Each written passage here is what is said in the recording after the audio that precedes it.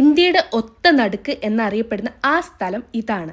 മഹാരാഷ്ട്രയിലെ നാഗ്പൂരിൽ zero mile stone എന്നറിയപ്പെടുന്ന ഈ പോയിന്റാണ് സെൻറ്റർ ഓഫ് ഇന്ത്യ എന്ന് അറിയപ്പെടുന്നത്.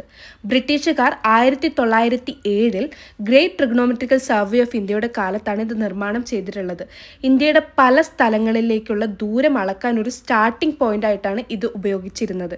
ഈ മയിൽക്കുറ്റിയിൽ 0 എന്ന് അടയാളപ്പെടുത്തിയത് കാണാം. കൂടാതെ പല ഇടങ്ങളിലേക്കുള്ള ദൂരവും മാർക്ക് ചെയ്തിട്ടുണ്ട്.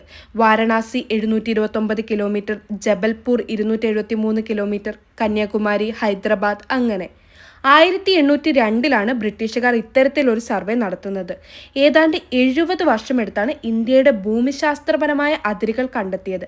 അങ്ങനെ 1907 ഈ പോയിന്റിൽ ഇത്തരത്തിലൊരു സ്തൂപം സ്ഥാപിക്കുന്നത്.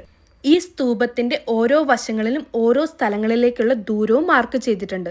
കൂടാതെ 4 കുതിരകളെയും കാണാൻ സാധിക്കും. ഇത് ഇന്ത്യയുടെ 4 അതിർത്തികളെയാണ് കണക്കാക്കുന്നത്.